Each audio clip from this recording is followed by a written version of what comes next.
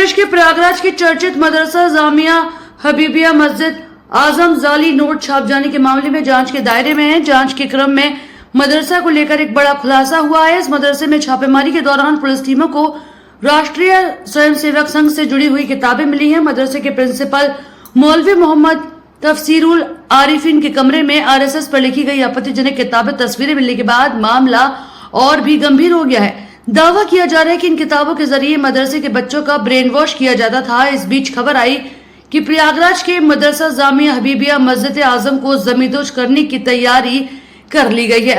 दरअसल अवैध निर्माण के चलते प्रयागराज विकास प्राधिकरण पीडीए ने मदरसे को सील कर दिया। सूत्रों के मुताबिक पीडीए ने मदरसे के जिम्मेदारों को अवैध निर्माण कर जवाब देने को कहा। संतोषजनक जवाब न मिलने पर पीडीए मदरसे को ध्वस्त कर सकती है। मदरसे के अवैध निर्माण पर पीडीए की टीम जल्द ही बुलडोजर चला सकती है। इन सभी के बीच प्रयागराज में मदरसों पर बड़ा खुलासा हुआ है। मदरसा जामिया हबीबिया मस्जिद आजम में नकली नोट छापने के बाद अन्य मदरसों की जांच की गई। जिले में संचालित 267 मदरसों में 72 बिना मान्यता के संचालित पाए गए। माना जा रहा है कि जल्द ही बिना मान्यता वाले इन मदरसों के खिलाफ एक्शन शुरू होगा। तो वहीं मदरसा जामिया हबीबिया मस्जिद आजम पर बुलडोजर की कार्रवाई की तैयारी है।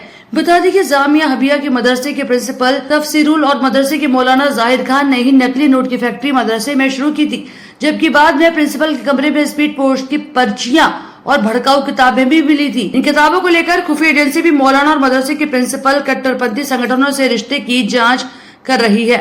खुफिया एजेंसियां मदरसे और मदरसे के प्रिंसिपल सहित सभी मौलानाओं की आर्थिक सोर्स की भी पड़ताल कर रही है। इसके अलावा पुलिस और आईबी के साथ सुरक्षा एजेंसी प्रिंसिपल के कार्यकाल तक के पढ़ाए गए छात्रों का भी पता लगाने में जुटी है, क्योंकि प्रिंसिपल के कमरे से मिली किताब से साफ है कि मदरसे का प्रिंसिपल तफसीरुल कट्टरपंथी विचारधारा का है। छात्रों को भी अपने जहरीले सोच से ब्रेन वॉश उसने किया होगा। इस मामले में आधिकारिक तौर पर तो कोई नहीं बता रहा, लेकिन मदरसे से निकले छात्र किसी आतंकी घटनाओं या फिर किसी आतंकी संगठन में शामिल तो नहीं, इसका पता खुफिया एजेंसियां लगा रही है। इसके लिए पिछले 5 सालों तक रिकॉर्ड पुलिस और जांच एजेंसी खंगाल रही है।